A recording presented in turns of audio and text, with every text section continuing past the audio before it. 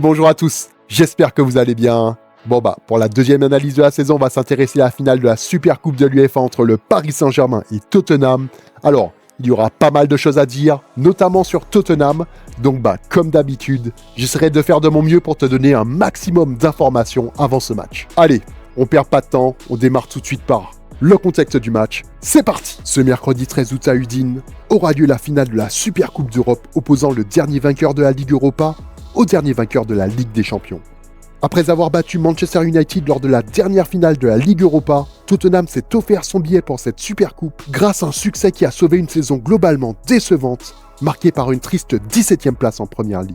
De son côté, le Paris Saint-Germain sort d'une saison brillante à tous les niveaux, ponctuée par le premier sacre de son histoire en Ligue des Champions, acquis avec la manière, du début jusqu'à la fin de la compétition.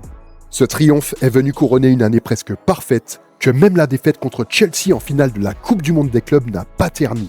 Pour cette nouvelle saison, les dynamiques sont opposées. Tottenham cherchera à se racheter d'une saison décevante, tandis que le Paris Saint-Germain aura à cœur de confirmer sa suprématie.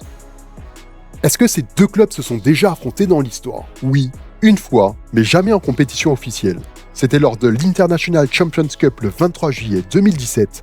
Ce match de préparation s'était soldé par une victoire de Tottenham 4-2. Côté PSG, les buts avaient été marqués par Edinson Cavani et Javier Pastore, tandis que pour Tottenham, Eriksen, Eric Dyer, Alderweireld et Harry Kane avaient trouvé le chemin des filets.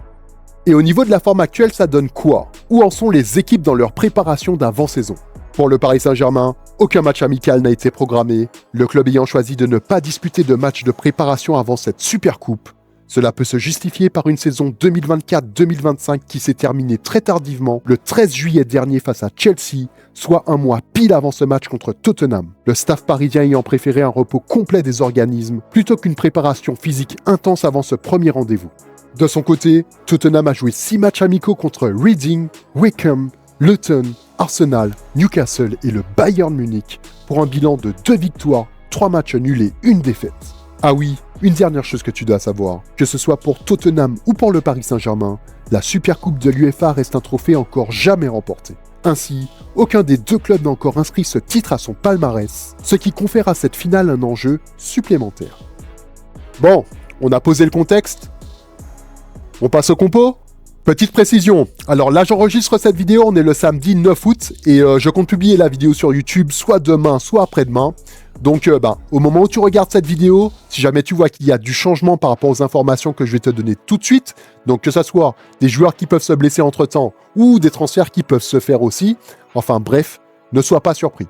Du coup, avant de te montrer les compos, on va d'abord faire un point rapide sur les transferts qui ont été effectués dans chacun des deux clubs durant ce mercato, et on va également regarder quels joueurs sont actuellement blessés dans chacun des deux effectifs.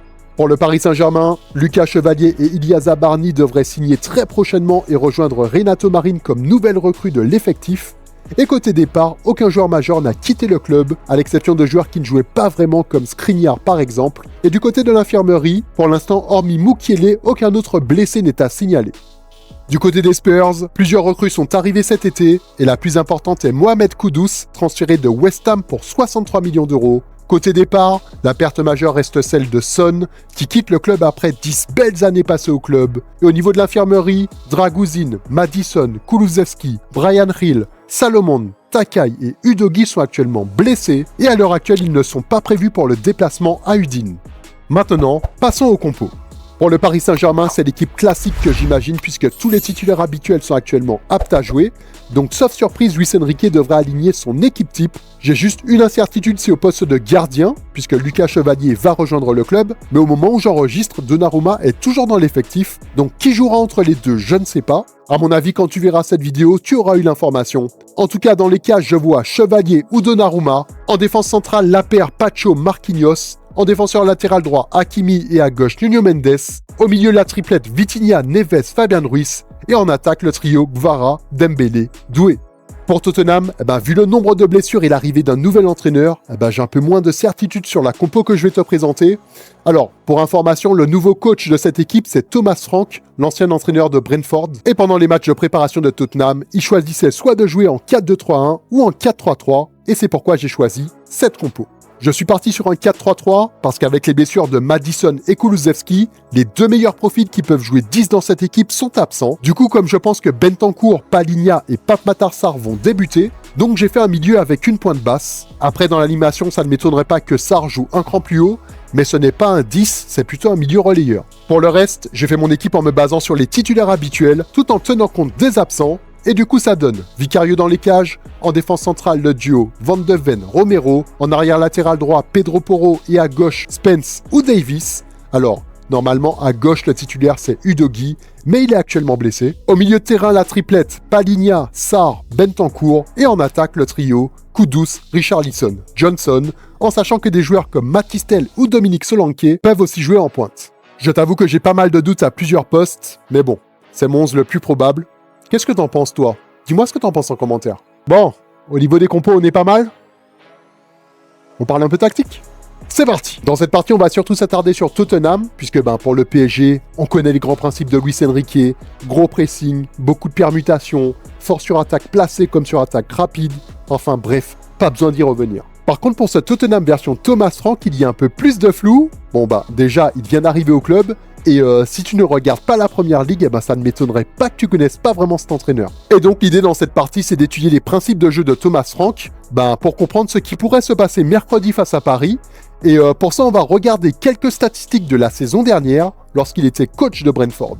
La saison dernière, Brentford a terminé à la 10e place de Première Ligue, à seulement 9 points des places européennes. Ici, dans ce tableau, tu peux voir les équipes de Première Ligue classées en fonction du nombre de buts marqués. On peut voir qu'offensivement, Brentford a brillé. Avec 66 buts marqués, ils ont été la 5e meilleure attaque du championnat. Et ici dans ce tableau, les équipes sont cette fois-ci classées en fonction du nombre de buts encaissés, et tu peux voir que défensivement, le résultat est plus mitigé. Avec 57 buts encaissés en 38 matchs, Brentford fait partie des plus mauvaises défenses. On peut déjà émettre l'hypothèse que Thomas Frank privilégie un jeu porté vers l'attaque, avec la volonté première de marquer, plutôt que de vouloir avant tout bien défendre. Maintenant, au niveau de la possession, ça donne quoi ? Comme tu peux le voir ici, Brentford a terminé la saison avec 47,9% de possession moyenne, ce qui les place au 15e rang. Rien de surprenant lorsqu'on regarde ce nouveau tableau qui classe les équipes en fonction du nombre de passes courtes tentées sur toute la saison. Là encore, l'équipe se classe à la 15e position. Alors qu'ici, dans ce dernier tableau, cette fois-ci sur le nombre de passes longues, c'est une toute autre histoire. C'est la 3e équipe de Première Ligue dans ce domaine, ce qui explique en grande partie pourquoi leur possession moyenne est relativement basse. Pour finir, lorsqu'on regarde le classement des équipes en fonction de la distance totale de passes progressives, Brentford est 5e, juste derrière Liverpool, Manchester City, Chelsea et Fulham.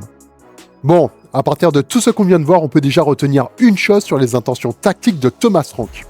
Alors, ce n'est pas un entraîneur qui aime construire le jeu avec des circuits de passes courts et une domination par la possession comme Guardiola ou Luis Enrique. Non, lui il préfère le jeu direct avec des attaques rapides et verticales. Maintenant, il y a une toute dernière stat que je voulais te montrer, cette fois-ci une stat défensive. Ici, tu as les équipes classées en fonction du nombre de tacles effectués dans le dernier tiers, donc dans le camp de l'adversaire, et Brentford est la 2e équipe dans ce classement, juste derrière Arsenal. Autrement dit, c'est une équipe qui n'hésitait pas à presser haut. Bon, à partir de tous les éléments statistiques que je viens de te montrer, je pense que je peux te faire une petite conclusion.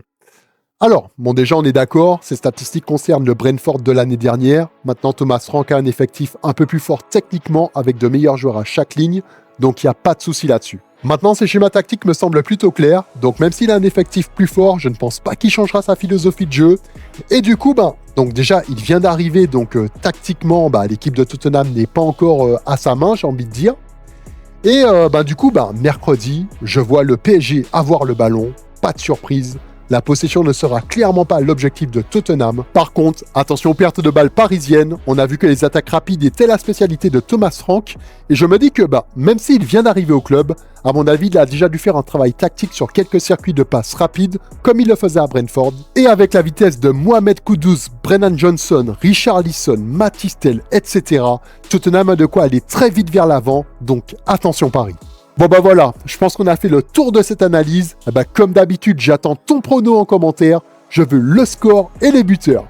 En tout cas, si tu aimais cette vidéo, comme d'habitude, n'oublie pas de mettre un like. Et nous, on se retrouve rapidement pour une prochaine analyse. D'ici là, prends soin de toi, passe une bonne semaine et je te dis à très vite. Ciao, ciao. Touchdown, buzzer beater, do it all now, top corner talking home run. touchdown, buzzer beater, do it all now. Ball now, top corner like